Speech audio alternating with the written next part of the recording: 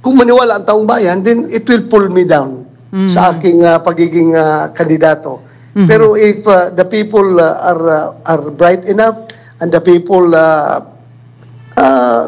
knows the truth and the real score, baka it will boost my chances. Either way nga, as I've said, pwedeng hilain ako pababa o pwedeng tulak ako pa. Pataas. Pataas.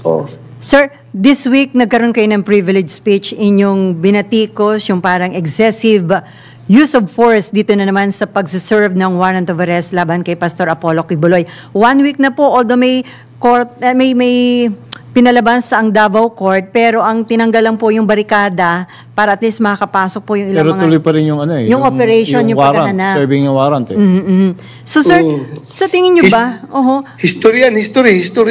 The history of the Philippine National Police. Ngayon lang sila nag-serve ng warrant ng ganong kahaba, ganong katagal na service of warrant, no? History yan. Pero sir, ang sabi ng iba, para bumalik na sa ang kaayusan diyan sa compound ng Kingdom of Jesus Christ, kung sana lang daw sana na sumuko itong si Pastor Kibuloy at harapin yung mga reklamo laban sa kanya sa korte.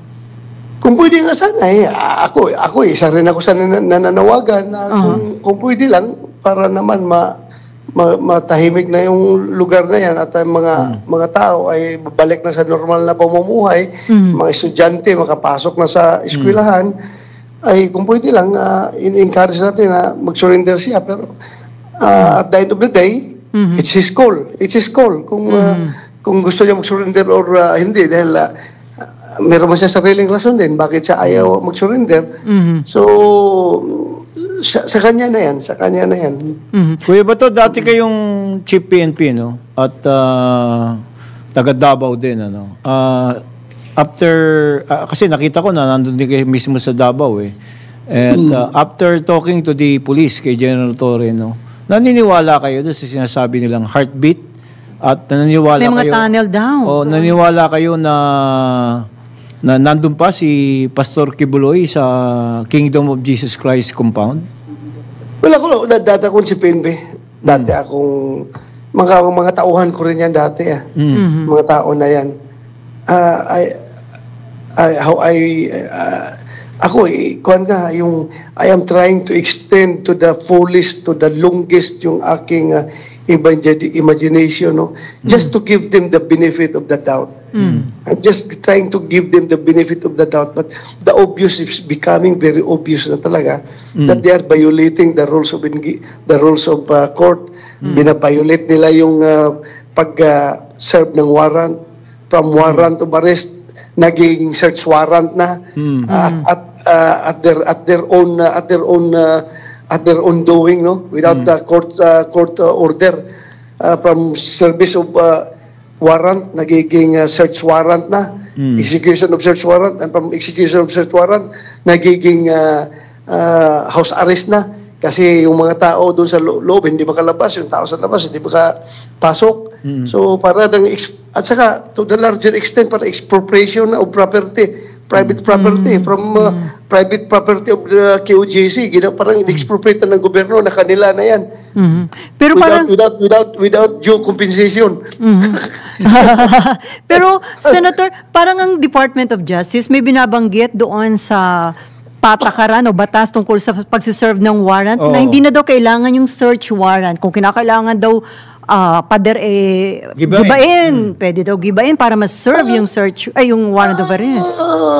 That is their interpretation. Pero pag sila rin pag ayaw nila yung ginagawa nila yan, may ibang interpretation din sila na pwede nilang gawin. Pag ayaw nila yung gano'n na very blatant na yung pagbabayulit ng batas, meron din silang pwede sabihin. Pero anong magawa nila? They are in government. They have to protect each other. Sir, yung abogado po ni Pastor Apollo Kibuloy at parang tagapagsalita ng KOJC, mukhang may condition na ibinigay sa Pangulo na maglabas ng sulat na nangangako na hindi ibibigay sa US authorities si Pastor Apollo Kibuloy kapag sumurrender. So ano po ito? Takot si Apollo Kibuloy na ma-turn over sa US authorities kung saan meron din po itong mga kaso? Yan man talaga basically na yung that's the bone of his contention na yan ang ayaw niya na i-turn over doon sa Amerika. Yan man talaga. O kung dito lang sa local courts yan, parang ICC rin yan eh. Kung dito lang sa local courts, wala problema ho. Pwede tayong pwede natin harapin, pero wag lang yung foreign courts. Yun ang parang yan yung ayaw ni Pastor Kibuloy. Pero as rule of law, can Pastor Kibuloy request or put condition sa notice o dun sa kaso na kanyang kinakaharap sa Estados Unidos? Can they do that? Wala.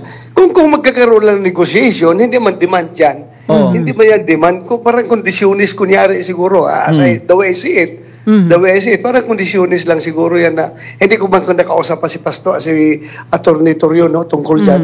Baka sinit lang yan was one of the conditions for Pastor Kibuloy surrender. Baka ganon yun. That's my assumption only. Hindi ko man siya nakausap. Baka ganon lang. Hindi demand yan. No wanted person can demand from authorities unless meron siyang hawak na hostage na nakatutok sa liig yung kutsilyo o kaya nakatutok sa ulo yung baril. I am demanding, kahit na wanted ako, I am demanding that you officers of the law lay down your arms, otherwise papatayin ko itong hostage na ito. Parang ganon. Hindi man yan ganon na demand. Parang conditionless na siguro para sa kung magkaroon na negotiation for his surrender. Baka ganun lang. May assumption only. Going back to the earlier question, Kuya Bato, do you believe na nandun pa rin sa compound ng Kingdom of Jesus Christ o KOJC si Pastor Kibuloy? Hindi ko talaga masabi. Hindi ko masabi kasi kung nandoon siya, dapat nahuli na eh. Matagal na ilang araw ng pulis niya, 3,000 na mga pulis ang pabalik-balik na nagsisearch doon sa lahat ng nook and cranny of the Kingdom of Jesus Christ compound. 3,000 plus na pulis, ilang araw na nilang hinahanap, hindi pa rin nila makita. I am losing hope na andyan pa si Pastor Kibuloy. But the PNP is still clinging to that hope na andon pa. Pero kung ako yan, wala na, malaking gastos ng gobyerno eh.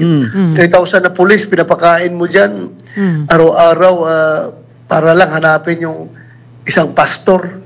Kung kayo ang Chief PNP pa ngayon, Senator Bato, kung kayo pa ang Chief PNP, will you order pull out, considering na napakatagal na nga yung paghanap? Yes, because I have to follow the rule of law. I have to follow the tamang procedure. Pero sir, kasi daw 30 hektarya yung lawak ng compound. May mga tunnel pa daw. May secret tunnel pa daw ho. So walang secret tunnel, sir?